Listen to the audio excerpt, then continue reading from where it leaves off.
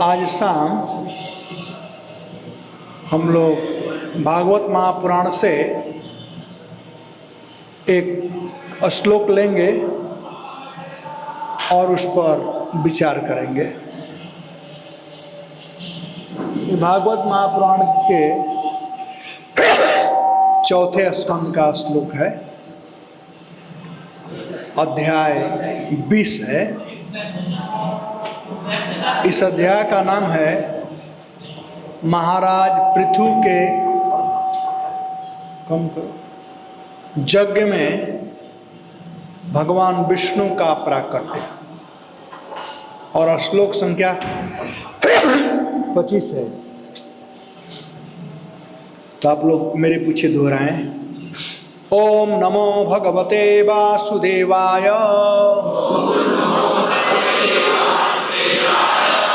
ओम नमो भगवते वासुदेवाय, ओम नमो भगवते वासुदेवाय।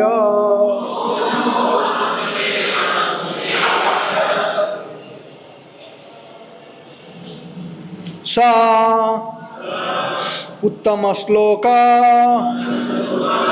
महता मुखच्युतः भवता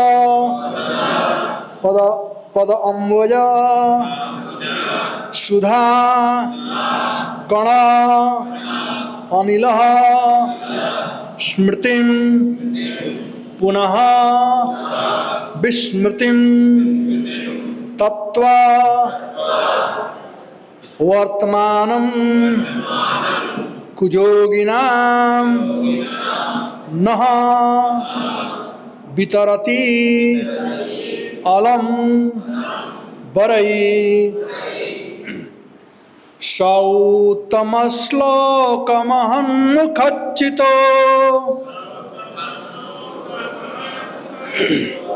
भगवत पदाम्भोज सुधा कणानिल।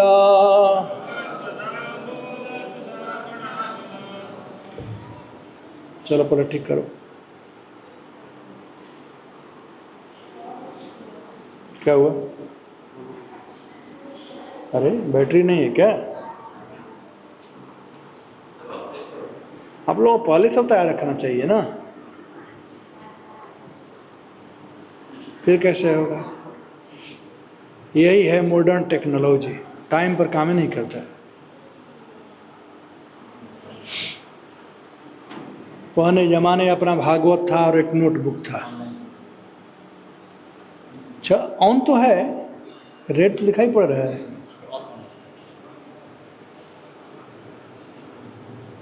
उस पर मच्छर बैठ गए, परेशान हो गया वो भी, दो मच्छर बैठे हुए। ऑलराइट, क्या करें, चलो। क्योंकि मैं हमेशा श्लोक बाय श्लोक जाना चाहता हूँ। थोड़ा आगे आ जाओ आप लोग, जो पीछे आएंगे उनको तकलीफ नहीं होगा।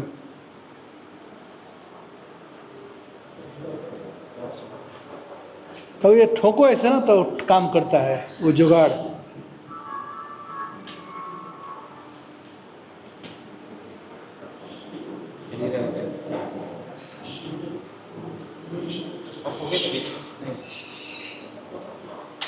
ठीक है, आपके पास मोबाइल तो है ना, उस पर वेदावेश है तो निकाल लो। चलो आ गया।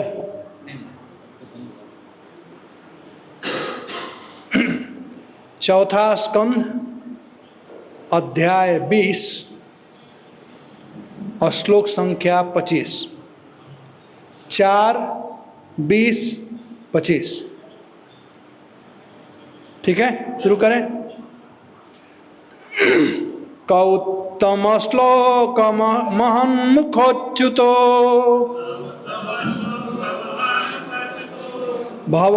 भवत्पदाम्भोज सुधा कणानिल।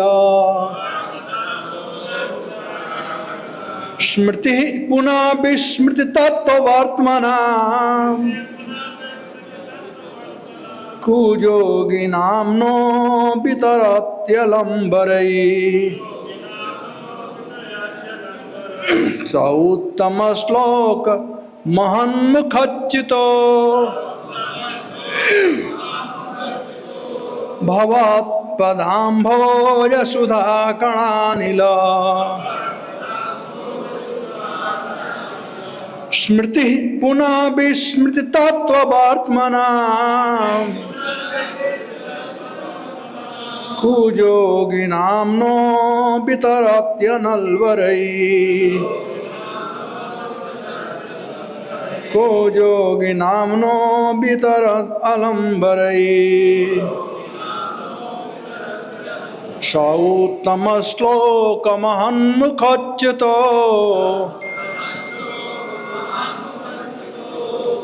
भगवत्पदाम्भोजसुधाकणानिल स्मृति पुनः विस्मृति तत्त्ववर्त्मना कुजोगिनाम्नो वितरत्यलम्बरै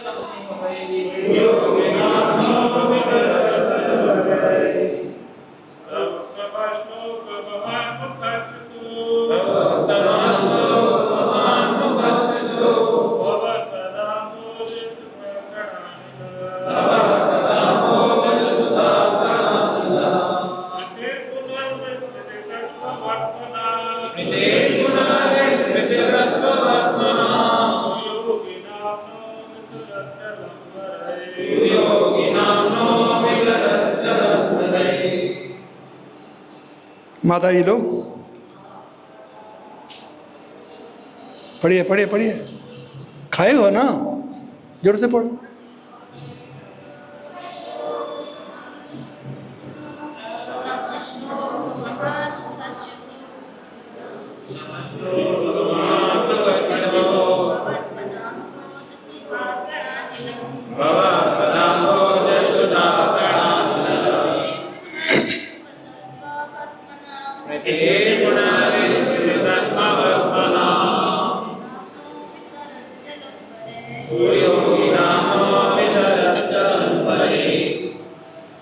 और एक माता जी,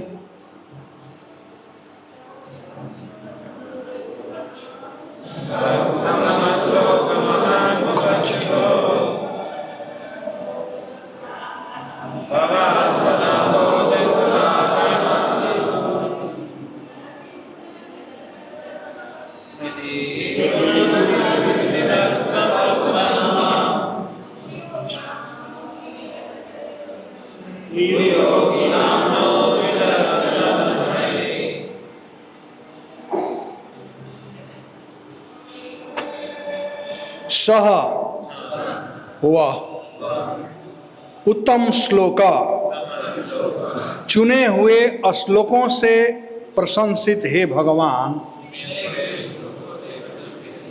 महता महान भक्तों के, मुखच्युतः मुख से निकली, भवता आपके, पद अम्बोजा चरण कमलों से,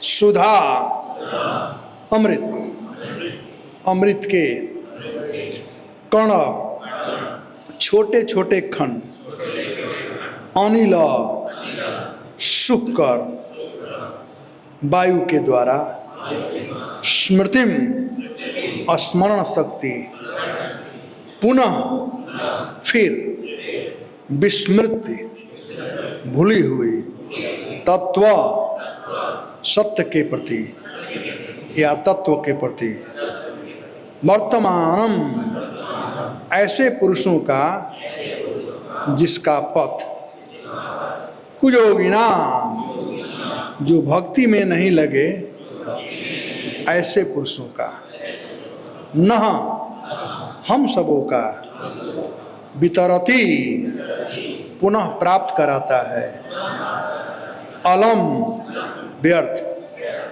बरई अन्य बर। हे भगवान महान पुरुष, आपका महिमा गान उत्तम श्लोकों द्वारा करते हैं। आपके चरण कमलों की प्रशंसा केसर कणों के समान है। जब महापुरुषों के मुखों से निकली दिव्यवाणी आपके चरण कमलों की केसर धूलि की सुगंध का वहन करती है, तो विस्मृत जीवात्मा आपसे अपने संबंध को स्मरण करता है। इस प्रकार भक्तगण क्रमशः जीवन के वास्तविक मूल्य को समझ पाते हैं। अतः हे भगवान, मैं आपके शुद्ध भक्त के मुख से आपके विषय में सुनने का अवसर प्राप्त करने के अतिरिक्त किसी अन्य वर की कामना नहीं करता। मेरे पीछे दोहराइए। हे भगवान, महान पुरुष, आपका महिमा गान उत्तम श्लोकों द्वारा करते हैं। आपके चरण कमलों की प्रसन्नता, आपके चरण कमलों की प्रशंसा केसर कणों के समान है। जब महापुरुषों के मुख से निकली दिव्य वाणी आपके चरण कमलों की केसर धूलि की सुगंध का वहन करती है, तो विस्मृत जीवात्मा आपसे अपने संबंध को स्मरण करता है। इस प्रकार भक्तगण क्रमशः जीवन के वास्तविक मूल्य को समझ पाते हैं। अतः हे भगवान, मैं आपके शुद्ध भक्त के मुख से आपके विषय में सुनने का अवसर प्राप्त करने के अतिरिक्त किसी अन्य वर की कामना नहीं करता। तात्पर्य भक्तिवेदांत स्वामी प्रभुपाद के श्रील प्रभुपाद की जय। पिछले श्लोक में व्याख्या की जा चुकी है कि शुद्ध भक्त के मुख से ही भगवान की महिमा सुननी चाहिए। इसकी और आगे व्याख्या यहाँ की जा रही है। शुद्ध भक्त की दिव्यवाणी इतनी शक्तिमान होती है कि उसमें जीवात्मा को भगवान के साथ अपने शाश्वत संबंध का स्मरण हो जाता है। इस जगत में माया के वशीभूत होने से हमने भगवान के प्रति अपने संबंध का विस्मरण कर दिया है। जिस प्रकार की प्रगाढ़ निद्रा में मनुष्य अपने कर्तव्यों को भूल जाता है, वेदों में कहा गया है कि हम सभी माया के प्रभाव के अंतर्गत सोए हुए हैं। हमें इस नींद से जगना है और सही सेवा में तत्पर होना है, तभी हम इस मनुष्य जीवन का समुचित लाभ उठा सकते हैं। ठाकुर भक्ति विनोद के एक गीत में आया है कि भगवान चैतन्य महाप्रभु कहते हैं, जीव जागो जीव जागो। भगवान प्रत्येक सुप्त जीवात्मा को जगने और भक्ति में लगने के लिए कहते हैं, जिससे इसके इस जीवन के उद्देश्य की पूर्ति हो सके। यह उद्बोधन शुद्ध भक्त के मुख से निकलता है। शुद्ध भक्त भगवान के चरणारविंद में शरण लेकर सदैव उनकी सेवा करता है। अतः वह भगवान के चरण कमलों पर बिखरे केसर के कृपा कणों से निरंतर संपर्क में रहता है। यद्यपि जब शुद्ध भक्त बोलता है तो उसकी वाणी इस भौतिक आकाश की ध्वनि से मेल खाती है, किंतु आध्यात्मिक रूप से यह इतनी शक्तिशाली होती है कि वह भगवान के चरण कमलों पर बिखरी केसर धूलि का स्पर्श करती है।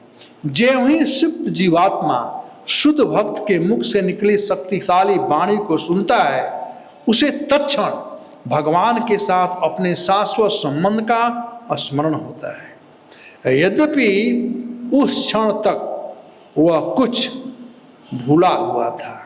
अतः बद्ध जीव के लिए यह महत्वपूर्ण है कि वह शुद्ध भक्त के मुख से श्रवण करे।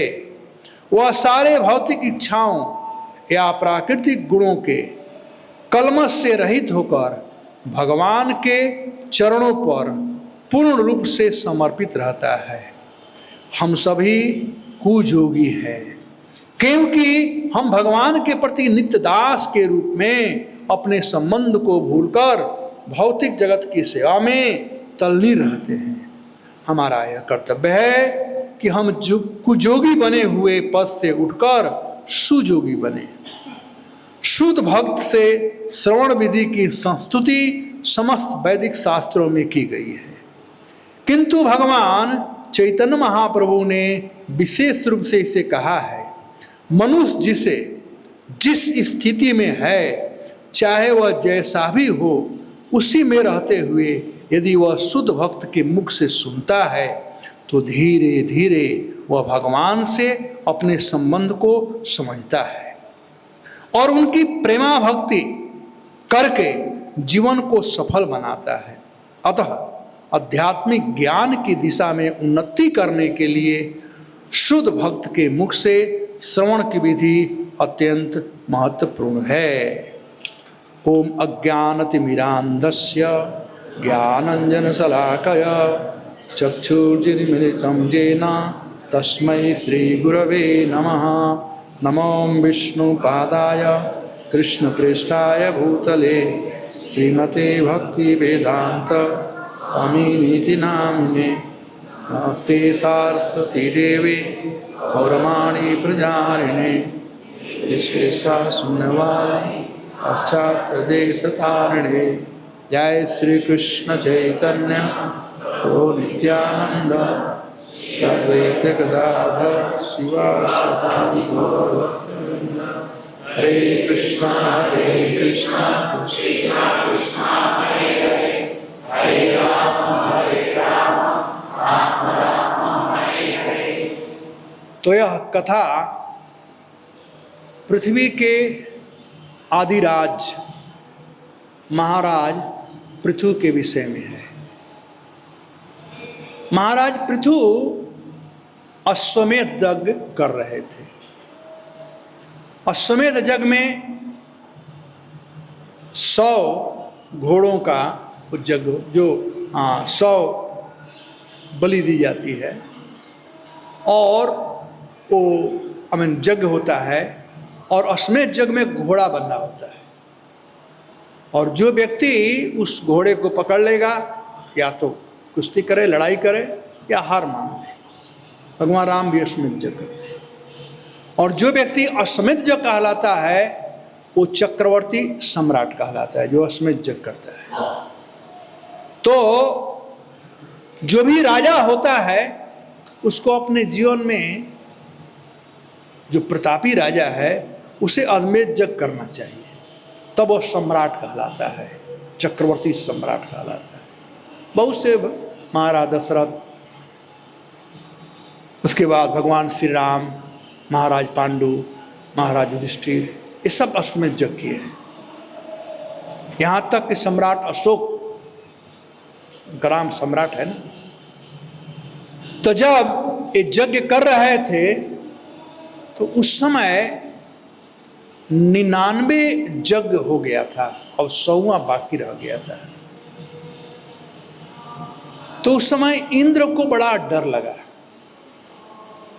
इंद्र को अपने कुर्सी से बहुत आसक्ति होती है, तो हमेशा डरते रहते हैं और जो 100 अश्वमेध यज्ञ कर लेता है वो इंद्र पद को प्राप्त करता है।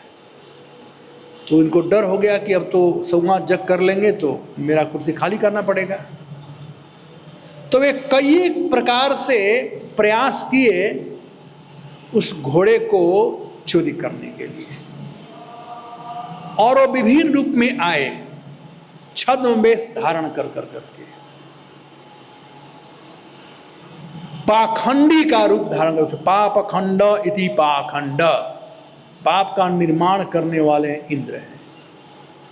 तो अलग अलग रूप से आए, कभी अघोरी बन करके, कभी कुछ बन करके।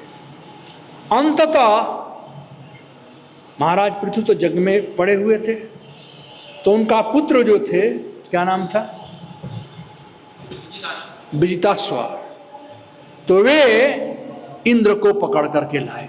अब मारने ही वाले थे, और तब इंद्र अपने रूप में आ गए, तब वो भी छोड़ दिए, क्या करेंगे। तब भगवान देखे कि इंद्र छोड़ने वाला नहीं है, जरूर ऐसा करेगा, गलत काम कर रहा है। अब देखिए, एक होता है इंटेंशन और दूसरा होता है परसेप्शन। हम लोग प्रायः परसेप्शन से काम करते हैं, बल्कि लोग कहते हैं perception is more powerful than truth. Maharaj Prithu का इंटेंशन स्वर्गलोक की प्राप्ति नहीं था। महाराज पृथु तो भगवान को प्रसन्न करने के लिए सौ यज्ञ कर रहे थे, उनका इंटेंशन यह था। और इंद्र का परसेप्शन था कि 100 यज्ञ कर लेगा तो खुद खाली करना पड़ेगा, इसलिए पाखंड कर रहा था। तो भगवान तो इंद्र के हृदय में भी हैं और महाराज पृथु के हृदय में। अब दोनों के मन भावना को जानते हैं। तो भगवान स्वयं इंद्र को लेकर के आए, इंद्र को पहले समझाए, बाद में लेकर के आए क्षमा मांगने के लिए। जब भी कोई गलती हो जाती है तो 4 चीज करना चाहिए। पहला चीज मैं प्राय कहता हूं रियलाइजेशन। पहले समझो कि गलती मुझसे हुई है। अब ये समझ 2 रूप से आती है, यह स्वकात परतो वेह। एक तो अपने से आती है कि मैं बहुत बड़ा गलती कर दिया, और दूसरा जब दूसरे लोग कहते हैं भाई तो गलती कर रहा है, तब यह स्वकात, स्वकात मतलब अपने से, परतो वेह यानी दूसरे के कहने से। तो यहां पर भगवान इंद्र को बताए थे भाई तू गलत काम कर रहा है। उनका जो इंटेंशन है वो तुम्हारा पद लेने के लिए नहीं है, वो तो मेरे लिए कर रहे थे। और 99 कर लिए कोई बात नहीं, चल तेरे को लेकर चल रहा हूं कि तू 100 किया है, तो तुम्हारा उनका 99 और तुम्हारा 100 कितना हो गया, 199। तुम्हारा पृथ्वी बड़े हो गए ना, तुझसे ही बड़े हो गए, चल तुम मेरे साथ में चल। तो भगवान इंद्र को लेकर के आए, पहले समझाए। तो पहला चीज है रियलाइजेशन, दूसरा है रिपेंटेशन। अरे मैंने ऐसा गलती क्यों किया, मुझे ऐसा नहीं करना चाहिए। तो जब भगवान इंद्र को समझाए कि तू भाई गलत काम कर रहा है, उनका इंटेंशन नहीं था, तो दुर्गा हाय हाय मैं क्या कर रहा था, मैं क्या कर रहा था महाराज पृथु के लिए, जो पृथ्वी पालक हैं उनका जगह भंग कर रहा था, उनका इच्छा भी नहीं था, तो बहुत रिपेंट कर रहा था। तो भगवान ने कहा ठीक है, अब इसका रिपेंट करने से क्या होता है, दिल और मन हल्का हो जाता है। जब हम गलती करते हैं ना तो हमें डिफेंसिव नेचर बहुत रहता है, हम तुरंत डिफेंड करने लगते हैं। यानी मन में जैसे बलून में हवा होता है ना, मन में हवा भर जाता है। और कोई समझाने का प्रयास करेगा तो हवा भरा हुआ है ना, इधर आएगा इधर तो चला जाएगा। लेकिन जब बुद्धि समझने लगता है तो बूम, वो बलून खत्म हो जाता है। तब व्यक्ति रिपेंट करता है, हाय मैंने ऐसा क्यों किया। तो तीसरा चीज है रेक्टिफिकेशन। अब भाई गलती तो हो गया, अब समझ गए गलती हो गया, तो इसे हम सुधारे कैसे। तो सुधारने के लिए यही तरीका है, व्हाट्सएप मैसेज भेज करके नहीं, ईमेल लिख करके नहीं, फोन करके नहीं, साक्षात उस वक्त के पास जाओ जिसके प्रति गलती आपने किया है और उसे क्षमा मांगो। दुर्वासा जी महाराज अम्बरीश के चरणों में ऐसे ही गलती किए थे। जब सुदर्शन जी आए, वो पूरे विश्व ब्रह्मांड का परिक्रमा किए, भगवान शिव के पास गए, ब्रह्मा के पास गए, विष्णु के पास गए, सबने नो एंट्री कर दिया। कहा कि यदि कोई क्षमा कर सकता है तो महाराज अम्बरीश कर सकते हैं, आप उनके ही शरण में जाओ। यहां पर इंद्र पर भगवान कृपा कर करके, आखिर जो इंद्र हैं देवताओं के राजा हैं, भगवान के ये संसार जो चलता है उसके प्राइम मिनिस्टर है, तो गलती प्राइम मिनिस्टर से हो गई, करेंगे क्या। तो भगवान प्यार से लेकर के आए इंद्र को, और इंद्र आते ही बड़े दुखी खिन्न रूप से थे क्योंकि उनसे गलती हो गई थी। तब उन्होंने सॉरी बोला। हम लोग भी ब्रिटिशरों के द्वारा सिखाया गया है SORRY, राइट, सॉरी बोल देते हैं। बट प्रभुपाद जी कहते हैं but we don't mean it. हम बोल देते हैं लेकिन क्या हृदय में ऐसी भावना होती है जब मैं बोलता हूं तो? और जब भावना होगी कि मुझसे गलती हुई है तो आंखों में अश्रुधारा आएंगे, इमोशन आएगा। जब भावना हो कि हाँ सही में मुझसे गलती हुई है। इंद्र सॉरी बोले लेकिन उनके हृदय में इमोशन उत्पन्न हुआ, आंखों से अश्रुधारा बह रहे थे। और महाराज पृथु का पैर पकड़ने जा रहे थे क्षमा मांगने के लिए, पैर पकड़ने जा रहे थे। अब वहीं पर महाराज पृथु जब देखे तो तुरंत वो भी इमोशनल हो गए और उनको गलबाही किए, एम्ब्रेस किए। यह भाव देख करके भगवान बड़े प्रसन्न हुए। महाराज पृथु का और इंद्र का यह भाव देख करके भगवान बड़े प्रसन्न हुए। तो इससे हम भक्तों को शिक्षा लेनी चाहिए कि संसार में कुछ न कुछ गलती हो ही जाती है, चाहे वैष्णवों से, चाहे अपने बच्चों से, चाहे बाप माँ से। अब बड़ा छोटा नहीं देखना चाहिए कि अरे मैं तो बड़ा हूँ, मैं तो राजा हूँ, इंद्र स्वर्ग का है तो पृथ्वी का राजा है, मैं इतना बड़ा आदमी। जब वो देखेंगे तब रिपेंटेशन नहीं होगा, और जब रिपेंटेशन नहीं होगा तो फीलिंग नहीं आएगा, इमोशन नहीं आएगा। तो बड़ा हो या छोटा हो डजंट मैटर। यहाँ पर इंद्र के से हम शिक्षा प्राप्त करते हैं, हम भले ही कितने बड़े हों और छोटे के चरणों में हो गया है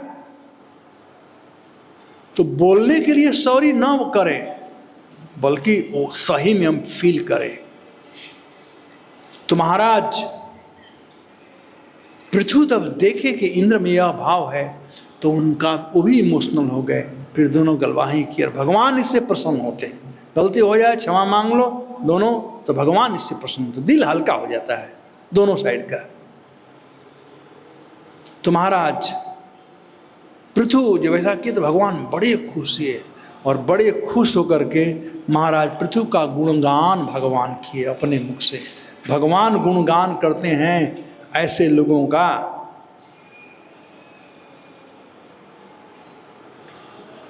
अब जब ये देख रहे थे और भगवान अब जाने वाले थे, महाराज पृथु भगवान को देख रहे थे, भगवान उनका गुणगान कर रहे हैं। इंद्र ने क्षमा मांगा, वो तो ठीक है, लेकिन क्षमा करने वाला बड़ा होता है, क्षमा मांगने वाला नहीं, क्षमा करने वाला। कहते हैं क्षमा शोभती उस भुजंग को जिसके पास गरल हो। वो मदारी वाला सांप होगा, किसी को नहीं काटेगा तो इसमें क्या, जिसके पास विषैला सांप है और न काटे कर भाई क्षमाशील आदमी। तो महाराज पृथु प्रतापी थे, उनका बेटा इंद्र को मारने जा रहा था, अभी तो महाराज पृथु दूर रहा। इंद्र ऐसा 10 इंद्र को, भगवान के सत्यावेशा अवतार थे महाराज पृथु, ऑर्डिनरी व्यक्ति नहीं थे। लेकिन अश्रुधारा उनके आंखों से बहा और भगवान बड़े प्रसन्न हो गए इन दो भक्तों का, इंद्र और पृथु का प्रेम देख करके। तो भगवान का गुणानुवाद किए, अब जाने वाले थे।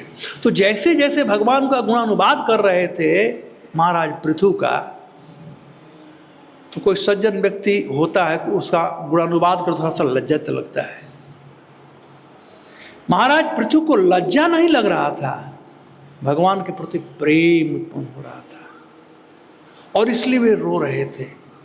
भगवान माता पृथ्वी का स्पर्श करते हुए गरुड़ जी पर हाथ रखे हुए थे और बहुत सुंदर दृश्य है। प्रभुपाद जी इसको चित्रित कराए हैं।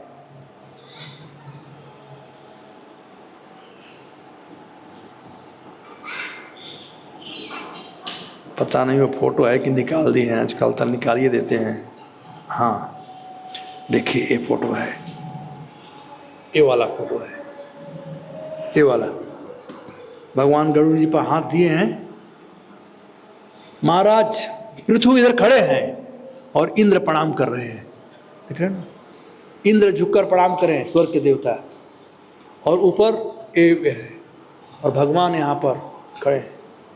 भगवान का, यहाँ आचार्यगण कहते हैं कि भगवान का पैर पृथ्वी का स्पर्श नहीं करता है, देवताओं का पैर पृथ्वी को स्पर्श नहीं करता है, लेकिन सुखदेव गोस्वामी कह रहे हैं कि भगवान का चरण माता पृथ्वी को स्पर्श कर रहा था। कौन श्लोक है? 18, इसका श्लोक 18 है।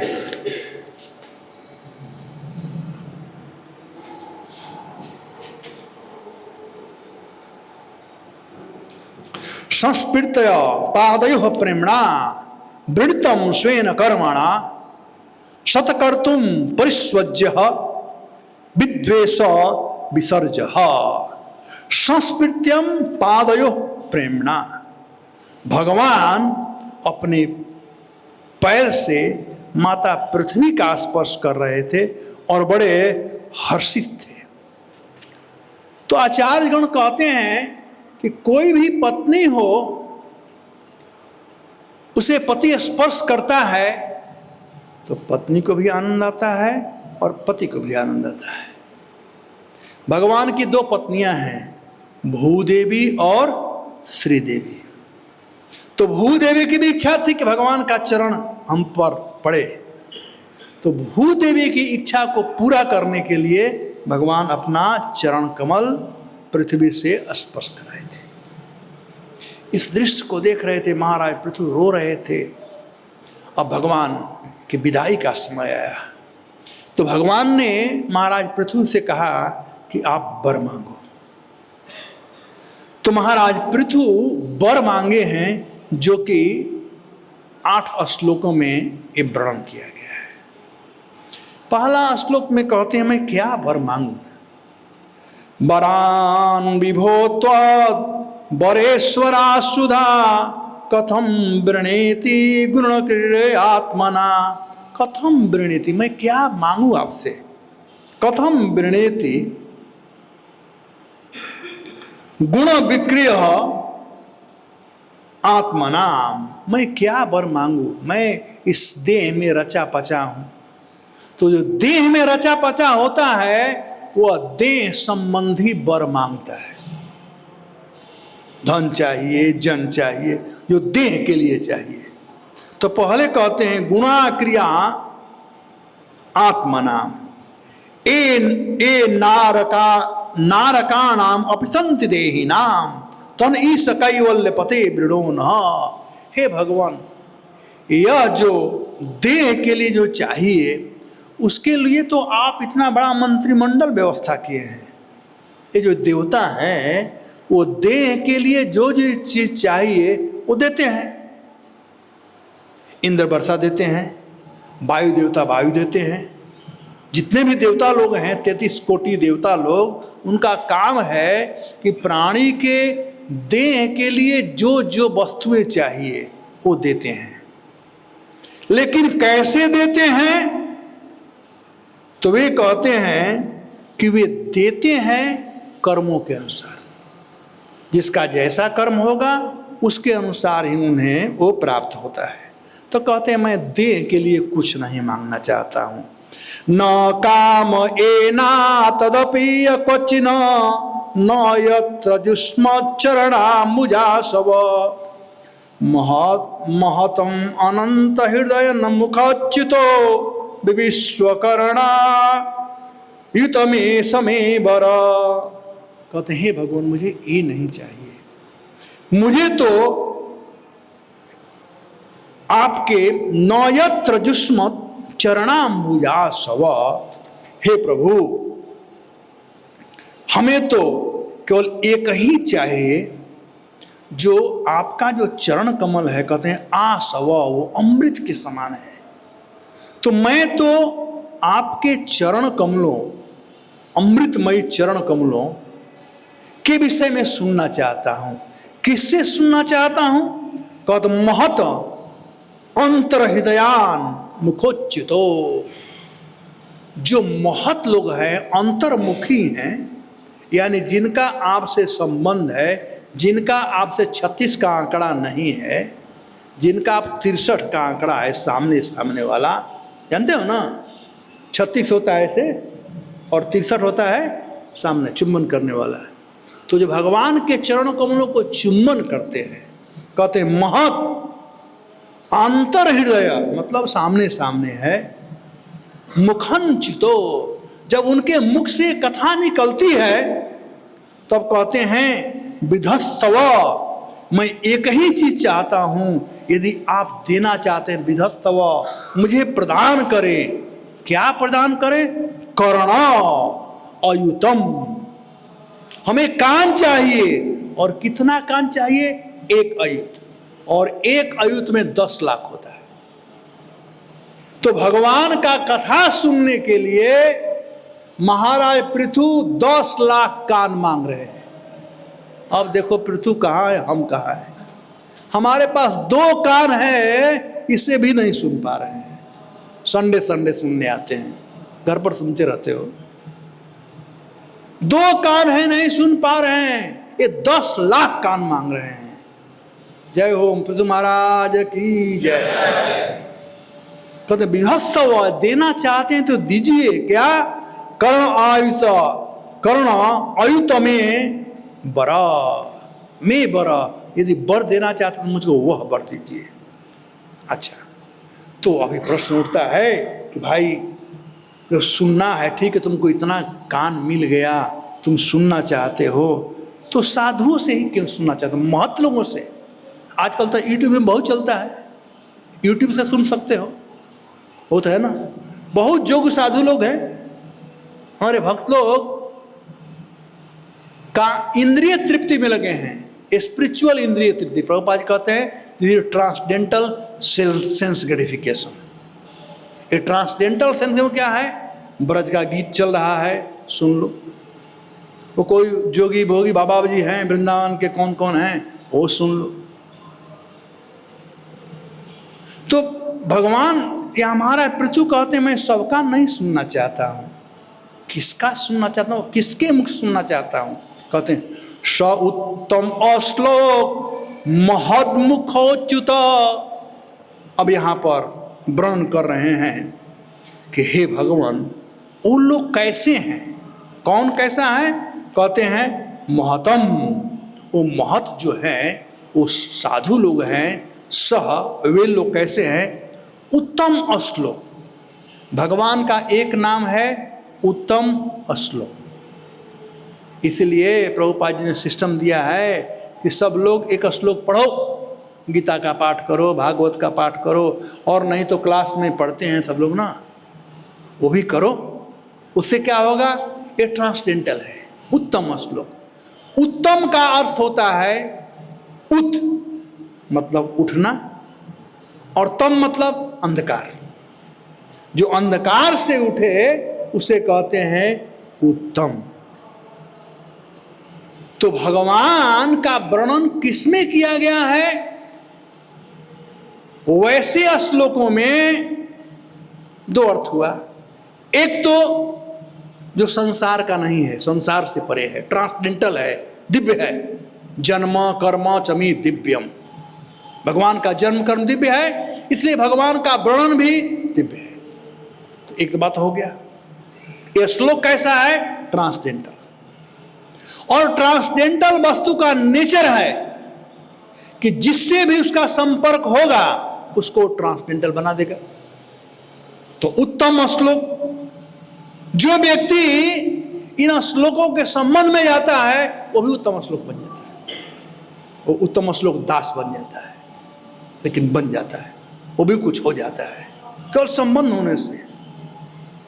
तो जैसे हरे कृष्ण महामंत्र गाते हैं भगवान से अभिन्न है, वैसे ये भगवत वाणी जो है ये शुद्ध भक्तों का, वो भागवतम का, ये भगवान से अभिन्न है। इसीलिए भागवत महात्म्य में वर्णन किया गया है कि जहाँ पर भी श्लोक अर्धोपि, चाहे जहाँ पर एक श्लोक का वर्णन हो रहा है, श्लोक अर्धोपि, आधे श्लोक का वर्णन हो रहा है, तत्रापि भगवान कृष्णो बल्लवी भी विराजते, वहाँ पर भगवान श्री कृष्ण श्रीमती राधिका के साथ में बैठकर कथा सुनते हैं।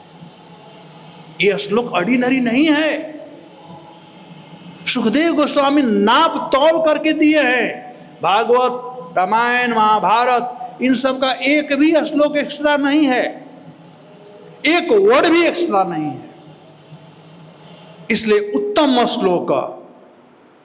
और फिर यहां पर कहते हैं महान, जो महान लोग हैं उनके मुख से, तो भाई महान लोगों के मुख से सुनना चाहते थे, जिसके लिए महान लोग को सुनने के लिए चाहते थे कि 10 लाख कान चाहिए। देखो महान लोग जो होते हैं उसी का वर्णन किया गया है, किसे कथा सुननी चाहिए, वही बात यहाँ पर बताया गया है। जो शुद्ध भक्त होते हैं, भागवत महात्म्य में वर्णन किया गया है कि शुद्ध भक्त कौन है। तो कहते हैं कृष्णार्पितः प्राण, जिनका प्राण कृष्ण को अर्पित हुआ है, कृष्ण अर्पितः प्राण भागवत में वर्णन किया गया है। और भागवत महात्म्य में है, मैं श्लोक भूल रहा हूँ, कभी कभी भूल जाता हूँ, एनीवे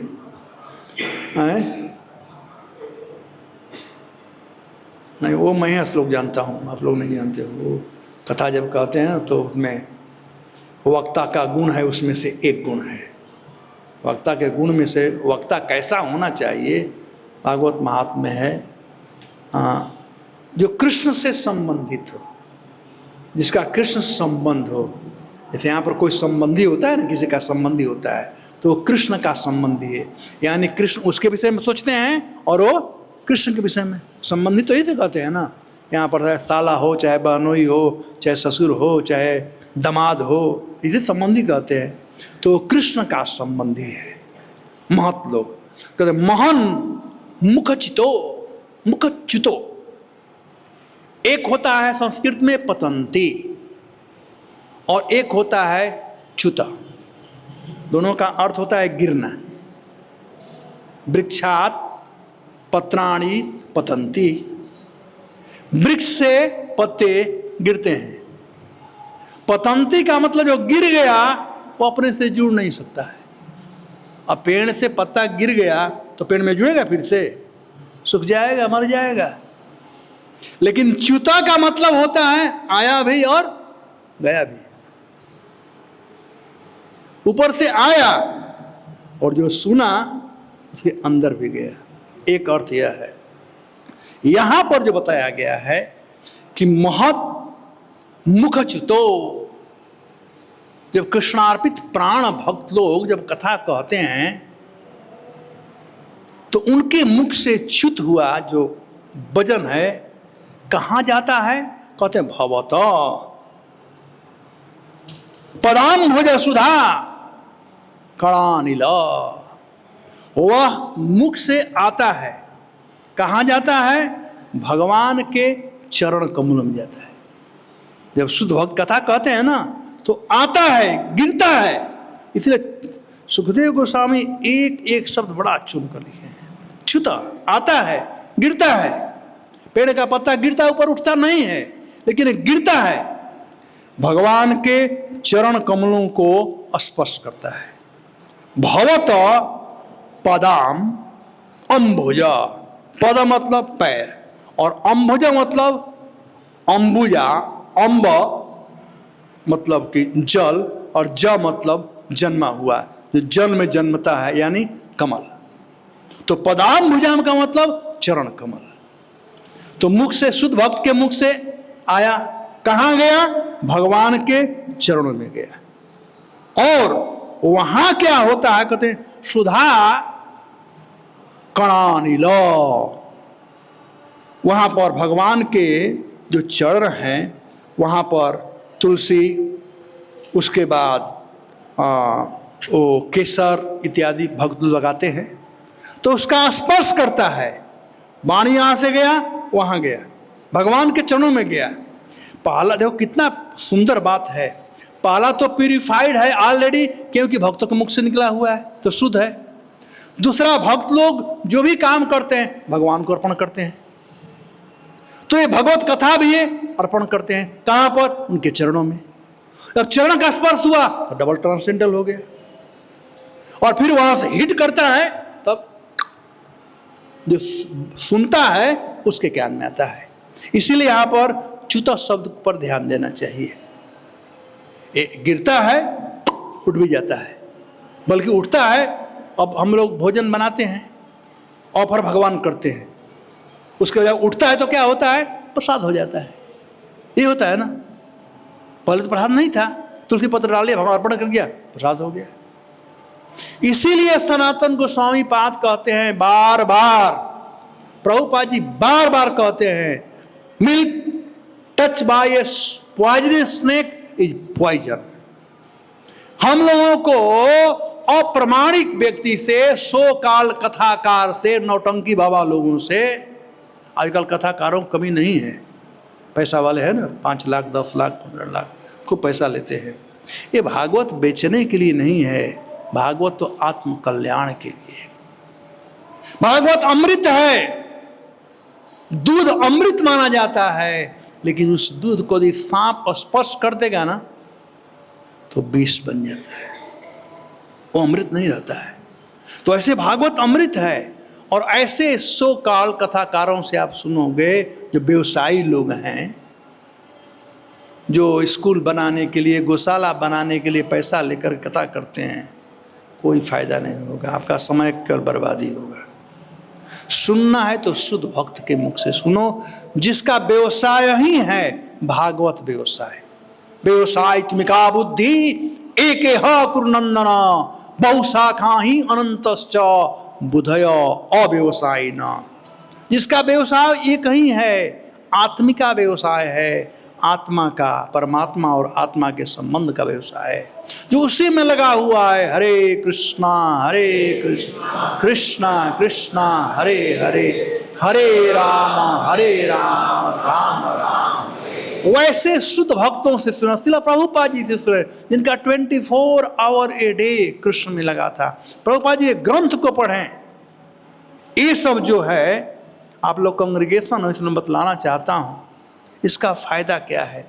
जब शुद्ध भक्त बोलता है तो वह जो वाणी है भगवान के चरणों में आता है, अर्पण होता है, फिर वहाँ से फुटबॉल के समान ऊपर आता है, तब कान में जाता है। और जब वह कथा कान में जाता है, अब देखो उसका परिणाम क्या होता है। क्या बात महाराज पृथु कह रहे हैं। कहते भवत पदाम्बुज सुधा कढ़ानिल, कहते अनिल, वो कथा वाणी तो ऐसे आता है, लेकिन वह कथा जो है वो वायु से मिक्स हो जाता है। वायु जो है, हम बोल रहे हैं, आप सुन रहे हो, इसको कौन सुना रहा है? कौन? वायु ना। वायु काम है क्या ही करना। यहाँ पर गुलाब का फूल रहेगा तो वहाँ से कैसा सुगंध आएगा? अरे हाँ या ना बोलो ना, कम से कुछ बोलो, सुगंधित आएगा ना। और कोई कचरा फेंका है, 10 दिन का सड़ा हुआ माल वहाँ पर है, वहाँ से क्या आएगा? नाक बंद करना पड़ेगा ही ना। ढोने वाला कौन है? बेचारा वायु है, उसका कुछ लगता नहीं है, वो तो बेचारा ढोता रहता है, उसका काम है ढोना। लेकिन यह जो वायु है, वो वायु भी अपने को धन्य मानता है। शुद्ध भक्त के मुख से आया, भगवान के चरण में गया, अब मेरे पास आया, उसका भी जीवन सफल हो जाता है। तो वायु देवता भी वैसे वक्ता और श्रोता से बड़े प्रसन्न रहते हैं। जो शुद्ध भक्त है उनको वायु का प्रॉब्लम नहीं है, वो वायु देवता सहयोग करते रहे। मैं पुनः भूल रहा हूँ श्लोक दिमाग में, लेकिन आ नहीं रहा है, तो वो एक वायु हो गया है वो भी एक तरह से। एनीवे, कृष्ण से उनका संबंध है, बेसिकली वही है। तो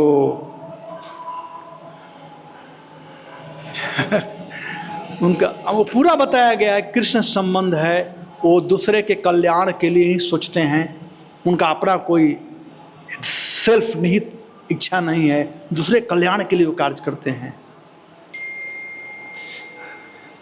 तो अब ऐसे जो होगा तब कहते हैं वो वायु क्या करता है, वायु क्या करता है, ये ध्यान दीजिए।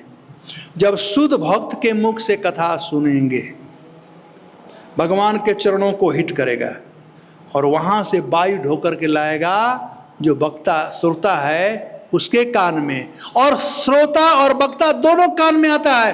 यहाँ बोला भी, यहाँ आता भी है, ऐसा बात नहीं कि वो जो बोल दिया तो आउट हो गया वो नहीं सुनेगा। इसलिए मैं प्रायः कहा करता हूँ कि आप लोगों को एक फ़ायदा मिल रहा है सुनने का, लेकिन मुझको डबल मिल रहा है बोलने का भी और सुनने का भी। तो ये जो वायु जब वहाँ से कथा को लेकर आता है तो आपको तो मिलता ही है और मुझको भी मिलता है। अब ऐसे वक्ता और श्रोता रहेंगे तो हम माइक्रोफोन की जरूरत नहीं पड़ती है। जब सुखदेव गोस्वामी कथा कह रहे थे सुखताल में, या सुत गोस्वामी नैमी शरणा में 10,000 ऋषियों के बीच में, क्या वहाँ साउंड सिस्टम लगा हुआ था? क्या लगा था? उधर नहीं था। तो लोग बोलेंगे नहीं, उस समय बड़ा पोल्यूशन नहीं था, बड़ा क्लियर एयर था, सुनाई पड़ रहा था। बिल्कुल नहीं, वो भी नहीं था, क्योंकि वक्ता और श्रोता दोनों का मन कृष्ण में लगा हुआ था।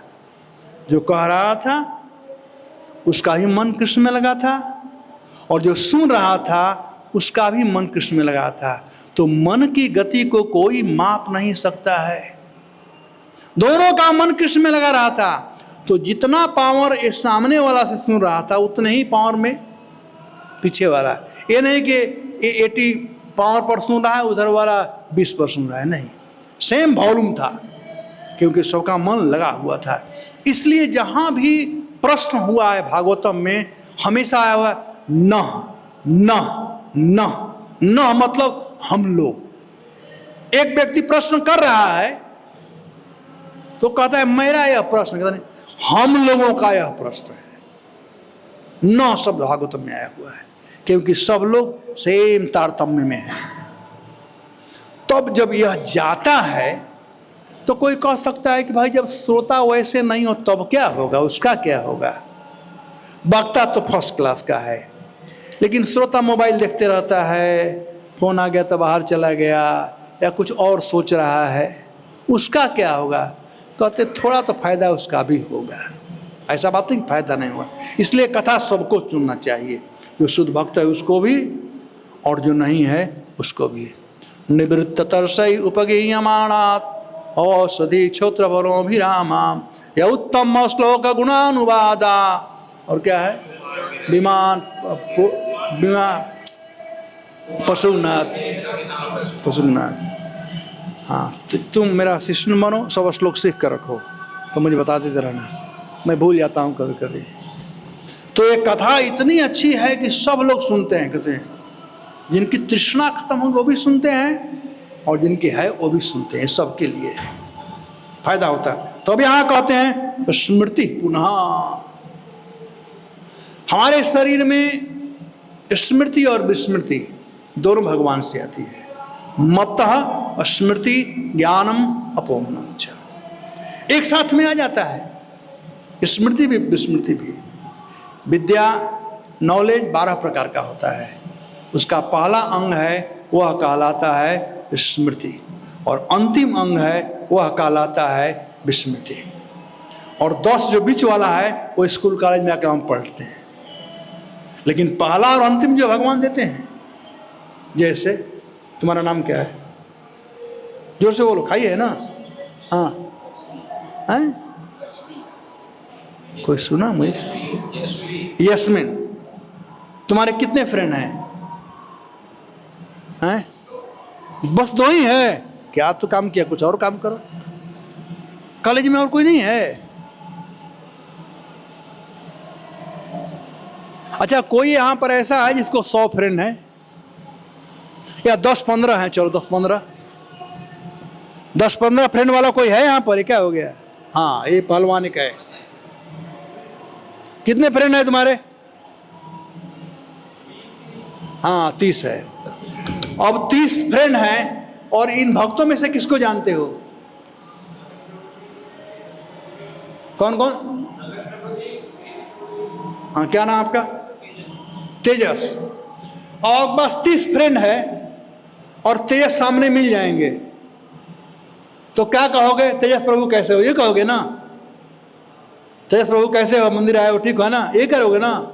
सब वहां फ्रेंड है, 10 फ्रेंड हैं, 9 फ्रेंडों का नाम चुप हो गया।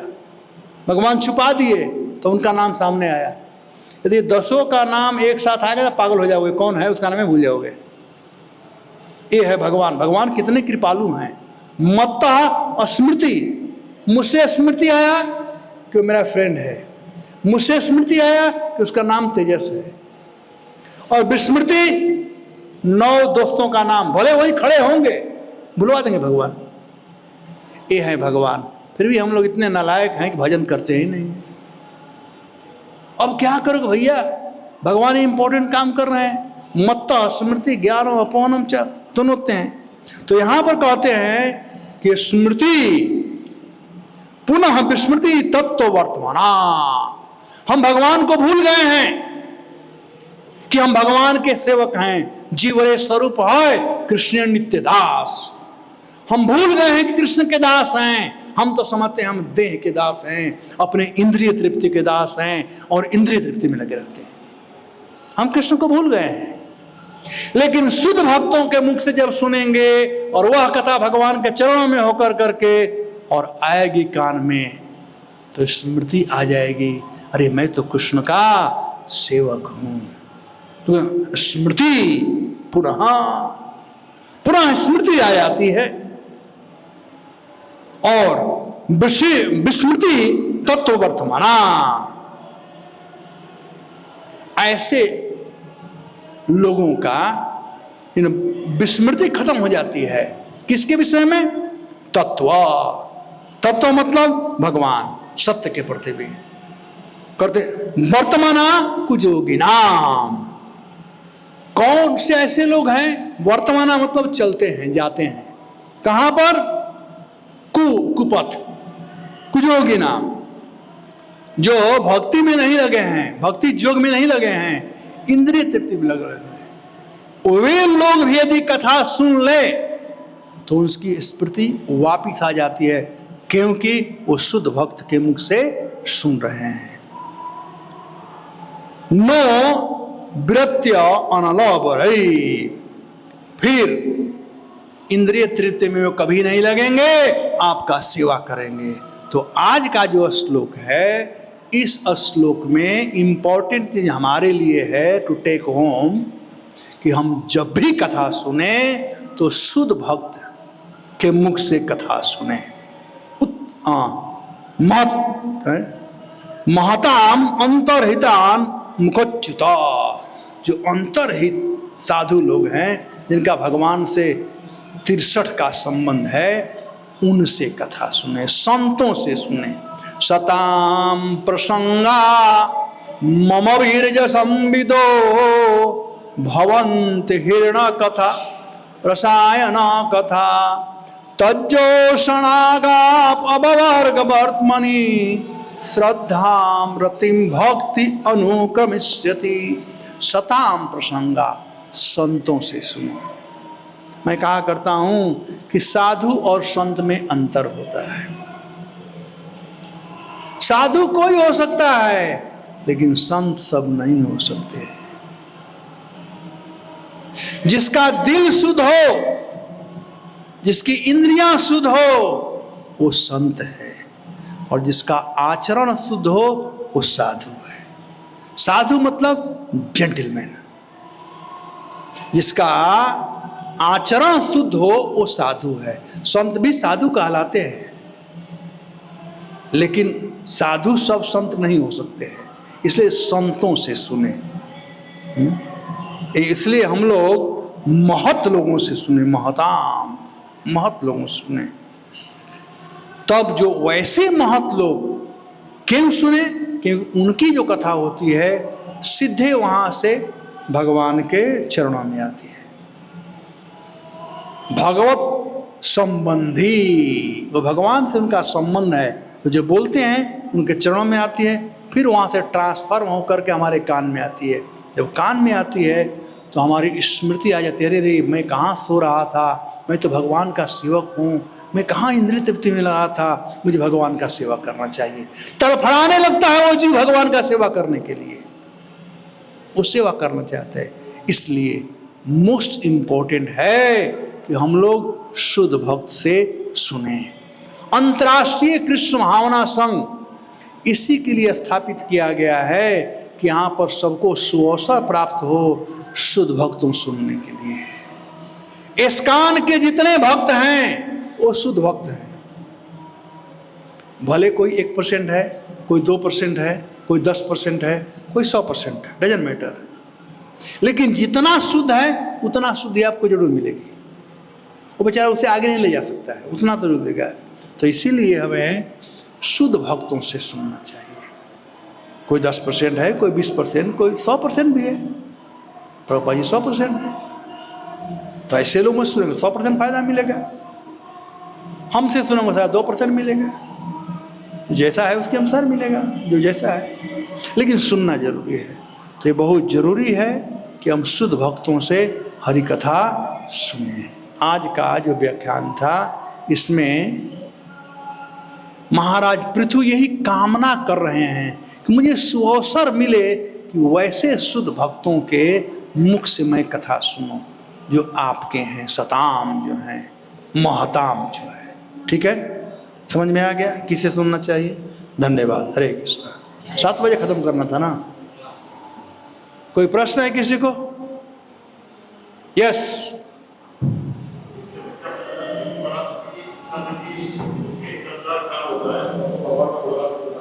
तो ये उत्कंठा हमारे अंदर कैसे डेवलप होगी कि जैसे जैसे हमारी शुद्धि होगी वैसे वैसे पहले तो 2 कान लगे, अब 2 लगेगा तब तो ज्यादा होगा ना। अब 2 भी नहीं लगा है, भगवान से मांगो, भगवान का बेटा तो पहले देखो क्या कह रहा है, पहले तो करो। भगवान पके हिसाब पक्के बनिया हैं, कहते हैं यथा माम प्रबदनते तांसते बजाम भाई, मैं जो दिया हूँ उसका क्या होगा। आप लोग भगवान क्या पैसा मांगो, भगवान का तो हमको मूर्ख समझ रहा है, तुमको अब तक इतना दिया हूँ, वो क्या कर रहा है, क्यों और ज़्यादा दो तुमको। लेकिन भगवान की सेवा के लिए मंगल देंगे। तो 2 कान, इसीलिए रूप गोस्वामी कहते हैं तुंडवतांडवनी वितनुते तुंडावली लब्धयेत। भगवान की कथा में इतना आनंद है, इतना आनंद है कि जब जिह्वा पर नाचने लगता है यह नाम, यह कथा जब शुरू होती है तो मन करता है हजार हजार जिह्वा हो जाए। और कर्णकोटि घटयते, जब यह कान में आता है और कान में नाचता है तो मन करता है हजारों हजार कान हो जाए। कथा में जब आनंद आएगा ना तो हम सुनना चाहेंगे, और जब सुनेंगे तो भगवान और कान देंगे। चिंता मत करो, इसका मतलब कि यहाँ पर और कान हो जाएगा, यहाँ पर ऐसा बात नहीं 1000 यहाँ पर कान हो जाएगा। इसमें शक्ति हो जाएगी, पावरफुल हो जाएगा कि 10 लाख कान का काम करेगा आपका 2 ही काम। नहीं तो कोई सोचेगा अरे 10 लाख का तो चेहरा का दिखाई नहीं पड़ेगा, फिर कोई पसंद नहीं करेगा। ऐसा बात नहीं है, उसमें पावर आएगा सुनने का। अभी तो 2 कान का पावर भी बुढ़ापे में खत्म हो जाता है, सुनते नहीं है ना, सुनोगे तो बना रहेगा। तो इसलिए हमें सुनना चाहिए। ठीक है, और कोई प्रश्न? ऑल राइट, चलिए आरती का समय हो गया तो भगवान को वेटिंग नहीं कराएंगे, राइट। धन्यवाद। ग्रंथराज श्रीमद् भागवतम की जय, पृथु महाराज की जय। हरे कृष्णा। आइए हम मनोज जी का धन्यवाद देते हैं, श्रीमान जी नंदन जी का जो समय निकाल